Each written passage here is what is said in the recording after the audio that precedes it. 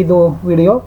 ಇದಕ್ಕಿಂತ ಮುಂಚೆ ನಾವು ಹಿಂದಿಯಲ್ಲಿ ಫಸ್ಟ್ 5 ವಿಡಿಯೋಗಳನ್ನು ಹಾಕಿದ್ದೀವಿ. ಪ್ರತಿಯೊಂದು ವಿಡಿಯೋದಲ್ಲಿ 15 ಎಸ್ ಪೆಡಗಾಗಿಗೆ ಸಂಬಂಧಪಟ್ಟಂತೆ ಕ್ವಶನ್ಸ್ ಇದ್ದಾವೆ. ಇವೆಲ್ಲ ಪ್ರಶ್ನೆಗಳು CTETಯಲ್ಲಿ ಇರ್ತಕ್ಕಂಥ ಕೇಳಿರ್ತಕ್ಕಂಥ ಪರೀಕ್ಷೆಯ ಪ್ರಶ್ನೆಗಳಿದ್ದಾವೆ. ಸೊ ಬೋಧನಾಶಾಸ್ತ್ರದಲ್ಲಿ ಇಷ್ಟು ತಾವು ತಿಳ್ಕೊಂಡಿದ್ರೆ ಸಾಕು, ತಮಗೂ ಒಂದು ಕನ್ಕ್ಲೂಷನಲ್ಲಿ ಬರ್ತೀರಿ. ಖಂಡಿತವಾಗಿ ನಿಮ್ಗೆ ಏನಾಗ್ತದೆ ಅಂತಂದರೆ ಯೂಸ್ ಆಗ್ತದೆ. ಸೊ ಸ್ಟಾರ್ಟ್ ಮಾಡ್ತೀನಿ ಈ ವಿಡಿಯೋದಲ್ಲಿ. ದಯಮಾಡಿ ತಾವೆಲ್ಲರೂ ಕೂಡ ವಿಡಿಯೋನ ಲೈಕ್ ಮಾಡಬೇಕು, ನಿಮ್ಮ ಫ್ರೆಂಡ್ಸ್ ಸರ್ಕಲ್ಗೆ ಶೇರ್ ಮಾಡಿ. ಫಸ್ಟ್ ಟೈಮ್ ವಾಚ್ ಮಾಡ್ತಿದ್ರೆ ಸಬ್ಸ್ಕ್ರೈಬ್ ಜೊತೆಗೆ ಬೆಲ್ ಐಕಾನನ್ನು ಒತ್ತಲಿಕ್ಕೆ ಮರೆಯದಿರಿ. ನೀವು ಮತ್ತೆ ಕಮೆಂಟಲ್ಲಿ ತಿಳಿಸಿದರೆ ಖಂಡಿತವಾಗಿ ನಾನು ಇನ್ನೊಂದು ವರ್ಷದ ಪ್ರಶ್ನೆ ಪತ್ರಿಕೆಯನ್ನು ಉತ್ತರದೊಂದಿಗೆ ತರ್ತೀನಿ. साधारण तौर पर शिक्षक यह समझते हैं कि बच्चों को लिखना तब सिखाना चाहिए जब उन्हें वर्णों की पहचान हो जाए. यह विचार पूरी तरह से ऑप्शन ए अवैज्ञानिक है, ऑप्शन बी सही एवं स्वीकार्य है, ऑप्शन सी वैज्ञानिक है, ऑप्शन डी बाल स्वभाव के अनुकूल है. ಸರಿಯಾದ ಉತ್ತರ ಎ ಆಗ್ತದೆ. ಯಾಕಂದರೆ ಯಾವಾಗ ಮಕ್ಕಳಿಗೆ ಬರೆಯೋದನ್ನು ಕಲಿಸ್ಬೇಕಂದ್ರೆ ಮಕ್ಕಳಿಗೆ ಅಕ್ಷರಗಳ ಪರಿಚಯ ಇರಬೇಕು. ಅಕ್ಷರಗಳಿಗೆ ಬರವಣಿಗೆ ಏನು ಸಂಬಂಧ ಇಲ್ಲ. ಸೊ ಜಸ್ಟ್ ಬರಿ ಅಂದರೆ ಅವ್ರು ಖಂಡಿತಾನು ಕೂಡ ಬರೀತಾರೆ. ಮುಂದಿನ ಪ್ರಶ್ನೆ, प्राथमिक स्तर की संदर्भ में नीचे दी गई किस स्थिति में वास्तव में लेखन हो रहा है ಅಂತ ಕೇಳಿದ್ದಾರೆ. ए पाठ्य पुस्तक से पढ़कर याद करके लिख रहे हैं, ऑप्शन बी शाम पट पर लिखे हुए को समझकर लिख रहे हैं, ऑप्शन सी दो के समूह में चर्चा करने के बाद विद्यार्थी अपनी अपनी पुस्तिका में लिख रहे हैं, पाठ्य पुस्तक से देखकर बोलबाल कर लिख रहे हैं. ಇಲ್ಲಿ ದೋದೋಕೆ ಸಮೂಹ ಅಂತಕ್ಕಂಥದ್ದಿದೆ. ಏಕೆಂದರೆ ಈಗಿನ ಪ್ರಶ್ನೆಗಳೇನಿದಾವಪ್ಪ ಅಂತಂದ್ರೆ ಸಹಪಾಠಿಗಳೊಂದಿಗೆ ಚರ್ಚೆಯನ್ನು ಮಾಡಬೇಕು, ಆಮೇಲೆ ಶಿಕ್ಷಕರು ಅದನ್ನು ಕೇಳ್ತಾರೆ, ಆಮೇಲೆ ಒಂದು ತೀರ್ಮಾನಕ್ಕೆ ಬಂದ ನಂತರ ಅವರವರ ಅಭ್ಯಾಸ ಪುಸ್ತಕದಲ್ಲಿ ಬರೀತಾರೆ. ಸೊ ಅದರಿಂದ ಆಪ್ಷನ್ ಬಿ ಸಿ ಇದೆಯಲ್ಲ, ದೋದೋಕೆ ಸಮೂಹ ಮೇ ಚರ್ಚಾ ಕರ್ನೆ ಕೆ ಬಾದ್ ವಿದ್ಯಾರ್ಥಿ ಅಪ್ನಿ ಅಪ್ನಿ ಪುಸ್ತಿಕಾ ಮೇ ಲಿಖ್ ರಹೆ ಹೇ ಅಂತಕ್ಕಂಥದ್ದು ರೈಟ್ ಇದೆ. ಮುಂದಿನ ಪ್ರಶ್ನೆ, कक्षा 1 के बच्चों का गृह कार्य जांचते समय आप पाते हैं कि कुछ बच्चों के अक्षरों की बनावट टेढ़ी मेढ़ी है. ऑप्शन ए उन्हें सीधी रेखा में लिखकर दिखाएंगे, ऑप्शन बी उन्हें स्वयं ही सुधार करने के लिए समय देंगे, ऑप्शन सी उनकी लिखाई की निंदा करेंगे, ऑप्शन डी उन्हें पुनः लिखकर लाने के लिए कहेंगे. ಅಲ್ಲಿ ಕಕ್ಷಾ ಏಕಿದೆ, ಅವರ ಗೃಹ ಕಾರ್ಯದಲ್ಲಿ ಏನಿದೆ, ಅಕ್ಷರಗಳಲ್ಲಿರ್ತಕ್ಕಂಥ ರಚನೆ ಟೇಡಿ ಮೇಡಿ ಅಂಕುಡೊಂಕು ಇದೆ. ಸೊ ಅದಕ್ಕಾಗಿ ನಾವು ಏನು ಮಾಡ್ಬೋದು, ಉನ್ಹೇ ಸೀದಿ ರೇಖಾ ಮೇ ಲಿಖಕರ್ ದಿಖಾಯೆಂಗೆ ಅಂತಕ್ಕಂಥದ್ದು ರೈಟ್ ಆನ್ಸರ್. नेक्स्ट क्वेश्चन, भाषा के पाठ्यक्रम में कहानी का शैक्षिक प्रयोग मुख्यतः इसलिए जरूरी है क्योंकि इससे बच्चे ನೋಡಿ ಭಾಷೆಗಳನ್ನು ಕಲಿಸುವಾಗ ಪಠ್ಯಕ್ರಮದಲ್ಲಿ ಕಥೆಗಳನ್ನು ಮುಖ್ಯವಾಗಿ ಶೈಕ್ಷಣಿಕವಾಗಿ ಯಾವುದಕ್ಕೆ ಬಳಸ್ತೀವಿ ಅಂತ ಕೇಳಿದ್ದಾರೆ. ऑप्शन ए व्याकरण के नियमों को कंठस्थ कर पाते हैं, ऑप्शन बी स्मरण क्षमता का विकास करते हैं, ऑप्शन सी उच्चारण संबंधी गलतियों में सुधार करते हैं, या ऑप्शन डी पढ़ना लिखना सीखते हैं ಅಂತಕ್ಕಂಥದ್ದು ಕೇಳಿದ್ದಾರೆ.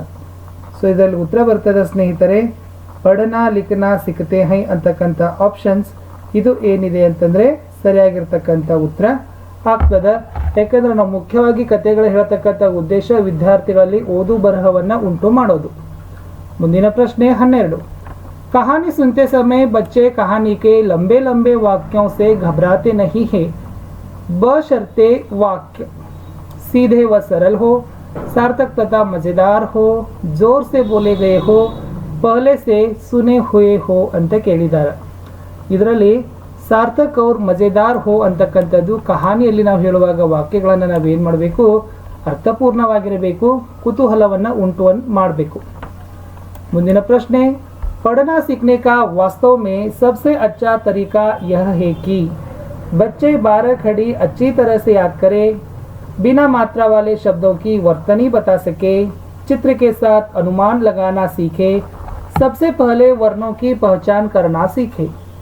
सो करेक्ट आंसर ಇರತಕ್ಕಂಥದ್ದು सबसे पहले ಎಲ್ಲ ಚಿತ್ರ के साथ अनुमान लगाना सीखे ಅಂತಕ್ಕಂಥದ್ದು ಸರಿಯಾದ ಉತ್ತರ ಇದೆ. ಯಾಕಂದರೆ ಮುಖ್ಯವಾಗಿ ನಾವು ಚಿತ್ರಗಳನ್ನು ತೋರಿಸಿನೇ ಮಕ್ಕಳಿಗೆ ಕಲಿಕೆಯಲ್ಲಿ ಏನು ಮಾಡ್ತೀವಪ್ಪ ಅಂದರೆ ಅವರನ್ನು ತರ್ತೀವಿ ಮುಖ್ಯವಾಹಿನಿಗೆ. ಸೊ ಅದಕ್ಕಾಗಿ 13ನೇ ಪ್ರಶ್ನೆ उत्तर चित्र के साथ अनुमान लगाना सीखे ಅಂತಕ್ಕಂಥದ್ದು ರೈಟ್ ಆನ್ಸರ್. यदि पठन सामग्री के साथ चित्र हो तो पठन सामग्री की गुणवत्ता में वृद्धि होती है, चित्रकार की भूमिका के महत्व का पता चलता है, पठन सामग्री का आकर्षण बढ़ जाता है, लिखे हुए के बारे में अनुमान लगाना आसान हो जाते हैं ಅಂತಕ್ಕಂಥದ್ದು ಇದೆ. ಎಸ್ ಓದೋ ಸಾಮಗ್ರಿ ಜೊತೆ ಚಿತ್ರ ಇತ್ತಂದ್ರೆ ನಾವೇನು ಮಾಡ್ತೀವಪ್ಪ ಅಂದ್ರೆ ಇನ್ ಕೇಸ್ ಓದಕ್ಕೆ ಬರಲಿಲ್ಲ ಅಂದರೆ ಚಿತ್ರ ಆದ್ರೆ ನಾವೇನು ಮಾಡ್ತೀವಿ ಗೆಸ್ಸಿಂಗ್ ಮಾಡ್ತಾರೆ ಮಕ್ಕಳು. ಅದಕ್ಕಾಗಿ ऑप्शन डी लिखे हुए के बारे में अनुमान लगाना आसान हो जाता है. नेक्स्ट क्वेश्चन, एक 3 साल के बच्चे से किसी भी ऐसे विषय पर बातचीत की जा सकती है जो उसके डैश दायरे में आता हो. ಸಂಜ್ಞಾನಾತ್ಮಕ, ಸಾಮಾಜಿಕ, ಭಾವನಾತ್ಮಕ, ಸಾಂಸ್ಕೃತಿಕ ಅಂತಕ್ಕಂಥದ್ದು ಇದೆ. ಇದರಲ್ಲಿ ರೈಟ್ ಆನ್ಸರ್ ಏನಾಗ್ತದಪ್ಪ ಅಂದ್ರೆ ಭಾವನಾತ್ಮಕ ಅಂತಕ್ಕಂಥದ್ದು ರೈಟ್ ಆನ್ಸರ್. ನೆಕ್ಸ್ಟ್ ಕ್ವಶನ್, ಚಾಮಸ್ಕಿ के अनुसार ಅಂತ ಕೇಳಿದ್ದಾರೆ. ए भाषिक क्षमता जन्मजात होती है, बी भाषिक क्षमता विद्यालय से प्राप्त होती है, सी भाषा अनुकरण से ही सीखी जाती है, या डी भाषा सीखने में समाज का स्थान सर्वोपरि है. ಅದರಲ್ಲಿ ಭಾಷಾ सीखने में समाज का स्थान सर्वोपरि है ಅಂತಕ್ಕಂಥದ್ದು ಚಾಮಸ್ಕಿ ಹೇಳಿದ್ದಾರೆ. ಇವ್ರ ಬಗ್ಗೆ ಸ್ವಲ್ಪ ನೋಡ್ಕೊಂಡು ಹೋಗಿ. ಸೊ ಭಾಳ ಕ್ವಶನ್ಸ್ಗಳು ಬರ್ತಾ ಇದ್ದಾವೆ. नेक्स्ट, भाषा की कक्षा में मुद्रित समृद्ध परिवेश कैसे रचा जा सकता है. दीवारों पर सूक्तियाँ एवं उपदेशात्मक बातें लिखकर, केवल विविध आकर्षक पुस्तकें सजाकर, दीवारों पर केवल आकर्षक पोस्टर लगाकर, कहानी कविता के पोस्टर व बच्चों के कामों को कक्षा में प्रदर्शित कर ಅಂತ ಇದೆ.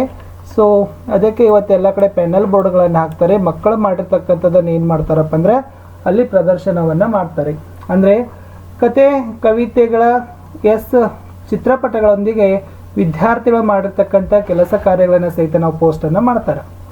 नेक्स्ट क्वेश्चन, निशिता अपने सहपाठियों से ठीक तरह से बात करती है परंतु कक्षा में उत्तर देते समय हकलाती है, वह संभवतः ಅಂತ ಕೇಳಿದ್ದಾರೆ.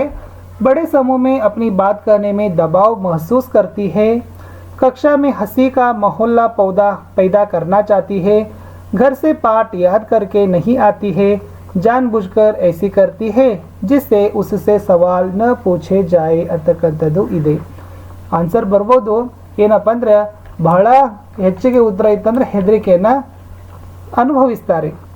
बड़े समूह में अपनी बात करने में दबाव महसूस करती है, ಒತ್ತಡ ಅಂತ ಹೇಳ್ಬೋದು.